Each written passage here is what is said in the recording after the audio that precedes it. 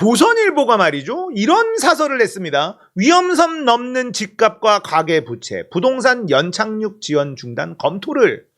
조선일보가? 야, 조선일보가 이런 사설을 낼 정도라면 진짜 큰일 났다는 뜻이에요. 큰일 났다는 뜻입니다. 이창용 하는 총재가 정부의 부동산 규제 완화가 가계부채 급팽창을 가져오고 있다. 부동산 연착륙 지원 정책을 환수할 때다. 이창용이 이런 얘기까지 했습니다. 이 인간도 말이죠, 한국은행 총재로서는 자격 미달인 사람입니다. 한국은행은 물가 안정이 1순위여야 됩니다. 물가 안정.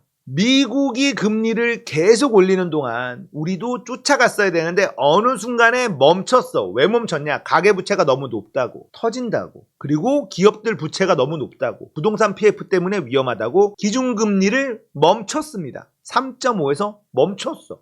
부동산 PF 때문에 기업이 힘들어, 가계부채 때문에 국민들이 힘들어. 이건 정부가 고민하는 거고요. 한국은행은 물가 안정이 1순위입니다. 그런데 하느니 이상한 짓을 한 게 맞습니다. 그런데 이제 와서 이런 얘기를 하고 있는 거예요. 이제 와서. 자, 이창용 총재가 지금 젊은 세대가 다시 낮은 금리로 갈 것이라고 생각하고 집을 산다면 조심해야 한다. 영끌족을 향해 경고한 것이다. 지금 영끌족들 때문에 아파트 값이 일시적으로 상승하는 모양새가 나오고 있고, 그리고 가계대출이, 주택담보대출이 어마무시하게 증가하고 있다는 겁니다. 그러니까 하는 총재가 보다 못해서 하지 마, 집 사지 마, 이런 얘기를 하고 있는 거예요.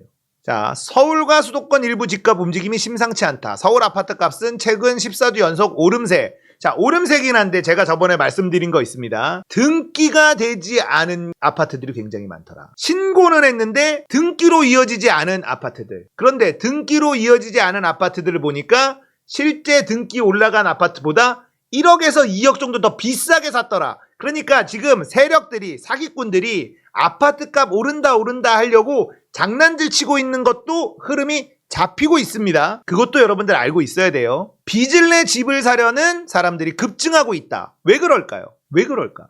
특례 보금자리론, 온갖 부동산 규제를 다 풀었어요. 그리고는 특례 보금자리론이라는 걸 만들었습니다. 특례 보금자리론을 만들어서 시중금리보다 더 낮게 주택담보대출을 받을 수 있도록 정부가 상품을 만들었습니다. 그런데 그래도 사람들이 안 사니까 DSR을 만져야 되는데, DSR을 만지는 건 큰일 날 것 같은 거예요. 그러니까 어떻게 하냐? 40년 만기짜리 상품을 내놓습니다. 40년 만기짜리를 내놨는데 그래도 사람들이 많이 안 사네? 50년 만기짜리까지 내놨습니다. 이게 DSR을 건드리지 않고 우회하는 거죠. 연차를 길게 해서 조금씩 갚으면 되게. 40년 만기, 50년 만기짜리 상품까지 내놨어요. 정부가 부동산 회사들, 건설회사들 망하지 않게 하려고 젊은 사람들에게 그 빚을 다 전가시키고 있는 중인데, 젊은 층들이 그걸 좋다고 받아서 50년 만기면 조금씩 갚아도 되네 하면서 아파트를 사고 있는 게 지금 현실이라는 거예요. 이게 늘어나니까 하는 총재가 이거 큰일 난다 하고 경고한 겁니다. 사지 마라. 지금 사지 마라. 금리 올릴 거다. 금리 올라간다. 이러고 있는 겁니다.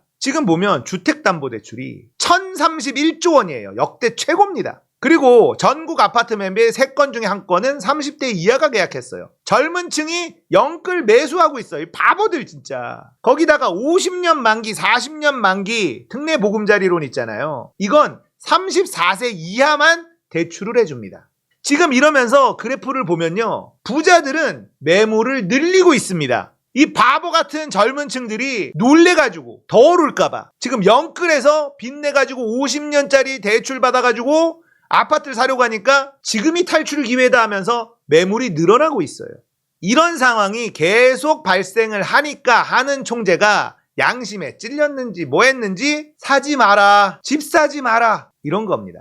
침체 국면이던 집값 흐름이 바뀐 건 윤석열 정부의 부동산 규제 완화 정책, 이것 때문이죠. 모든 규제 다 풀었습니다. 지금 남아있는 부동산 규제가요, 강남하고 용산 같은 부동산 투기 지역 이거 해제하는 거 말고는 다 풀었습니다. 조만간에 이거 풀 수도 있어요. 연착륙 지원책 부작용이 도를 넘는 단계로 들어가고 있다. 우리 사회는 집을 사는 곳이 아니라 주식 투자처럼 여기고 있다. 세계 최악의 가계부채도 거의 대부분 아파트 사려고 빌린 부채다. 조선일보가 이런 얘기를 하고 있습니다. 집값은 더 떨어져야 하고 투기적 발상 자체가 없어지게 만들어야 된다. 조선일보 사설입니다. 지금 우리나라 부동산이 얼마나 큰 폭탄을 안고 있는지 감 잡아야 됩니다. 진짜로. 감 잡아야 돼요. 조선일보가 이런 말을 하겠습니까? 얼마나 큰일 났으면 이런 얘기를 하겠습니까? 조선일보에서. 댓글을 좀 갖고 왔는데, 문재인 씨가 부동산 역대급으로 올려 망쳐놓은 걸 윤 정부가 정상화로 만들 줄 알았는데 더 떨어지는 걸 오히려 막고 있으니 지지 철회한다 정말. 이게 보편적인 정치에 관심 없는 사람들의 인식일 가능성이 높아서 이거 가져와 봤습니다. 조선일보가 이런 사설을 낼 정도면 부동산 정책 문제에 있다는 것이지. 집값 다 올려놨다. 전세도 오르고 총선에서 국힘 참패 예상한다.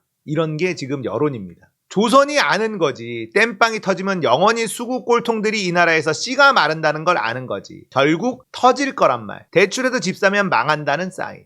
미국 금리 계속 올라가는데 우리는 틀어막고 있잖아. 잘난 검사 출신들이. 이런 댓글들 좀 보면 심상치가 않죠. 조선이 미친나? 왜 이런 기사를? 부동산 폭등의 진심인 조선까지 가계부채 걱정하며 정권의 부동산 부양에 경고 목소리를 내는 거 보면 심각한가 보네. 저렇게 부동산 부양하다가 경제 위기 오면 지들도 큰일이니 그러나 봐. 이겁니다. 조선이 경고를 내리는 건 지금 진짜 큰일 났다는 뜻이에요. 이게 터지면 정권 무조건 바뀐다라는 겁니다. 부동산이 대한민국 큰 선거에 핵심 아젠다입니다. 대한민국 국민들이 부동산으로 돈 번 사람들, 부동산으로 돈 버는 걸 옆에서 구경한 사람들 모두가 부동산으로 돈 벌 욕망에 사로잡혀 있습니다. 이게 가장 큰 욕망이에요. 저번 대선 패배도 부동산이 가장 컸습니다. LH 사태가 기름을 부었습니다. 결국은 선거는요, 욕망에 불을 붙이느냐, 욕망에 누가 불을 붙이느냐 싸움이에요.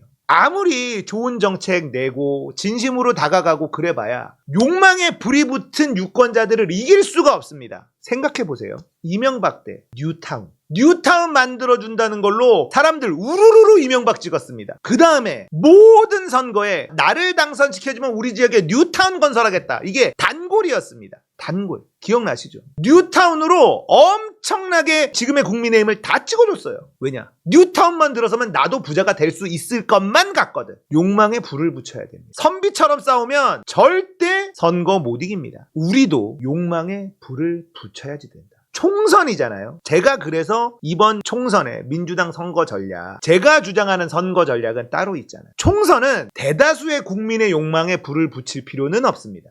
왜냐? 투표율이 높지 않아요. 일단 지지자들의 욕망에 불을 붙이는 게 첫 번째입니다. 지지자들의 욕망에 불이 확 붙으면 대세를 형성할 수 있고요. 대세가 형성이 되면 중도들이 대세에 탑승을 합니다. 대선에는 전 국민 대상의 욕망에 불을 붙일 만한 아젠다를 꺼내는 게 중요하지만 총선은 그렇지가 않아요. 그래서 총선에 제가 주장하는 전략은 200석 이상 개헌할 수 있는 의석을 만들어서 4년 중임제로 바로 개헌한다. 22대 국회 시작하자마자 개헌 들어갑니다. 어떻게 개헌이 들어갈 수 있느냐? 추미애가 당선이 되고 추미애가 국회의장이 되면 개헌 논의할 수 있습니다. 민주당의 의석수만으로 압승하면 이재명 8년을 부려먹을 수 있다. 민주당을 지지하고 이재명을 지지하는 사람들이 이재명 8년 부려먹을 생각을 딱 하면 욕망에 불이 확 붙는단 말이에요. 그러면 우리가 알아서 선거운동을 뛰기 시작한다는 겁니다. 자, 국민의힘은 그 상황에서 어떻게 돼 있을까요? 공천 때문에 서로 치고받고 당 만드네 뭐하네 난리 날 겁니다. 혁신이 혁신한 그대로 받아들이고 경선으로 깨끗한 우리가 선택한 후보들 당 만들면 우리는 지지자들의, 민주당 지지자, 이재명 지지자들의 그 욕망에 불을 붙이는 200석 이상 압승이 필요하다. 우리는 그냥 1당이 되는 게 문제가 아니다. 200석 이상의 압승이 필요하다라는 전략을 던져주면 우리는 유리하다라는 여론조사에 만족할 수가 없습니다. 보통 유리하다는 조사가 나온다? 안심할까봐 되게 자제하거든요. 앓는 소리를 합니다. 유시민 작가가 180석 할 수 있다라는 얘기했다가 욕을 바가지로 먹었습니다. 그게 아니죠. 우리는 200석 이상을 원해. 여론조사 유리하게 나온다. 만족 못해. 지금 박빙인 데가 어디야? 거기 가서 같이 우리가 선거운동 떼어주고 밭 깔아주고 막 이렇게 할 거란 말이에요. 그러면 민주당 쪽은 선거판이 춤을 춥니다. 우리는 축제의 한판이에요. 이기는 건 확실한데 더 압도적으로 이기고 싶다. 200석도 부족하다. 230석 먹고 싶다. 막 이런 욕망에 불이 붙기 시작하는 거예요. 그럼 우리는 선거 과정이 다 즐겁다고, 너무나 신난다고요. 그러면 이길 수 있어요. 압승할 수 있습니다. 유권자들의 욕망에 불을 붙이는 게 선거 전략이어야지 돼요. 선비처럼 이런 나라 만들겠습니다. 정의로운 나라 만들겠습니다. 소용없어. 그런 걸로는 불이 안 붙는다고. 좋은 말인데 불이 안 붙어요. 지지자들한테 불을 붙여줘.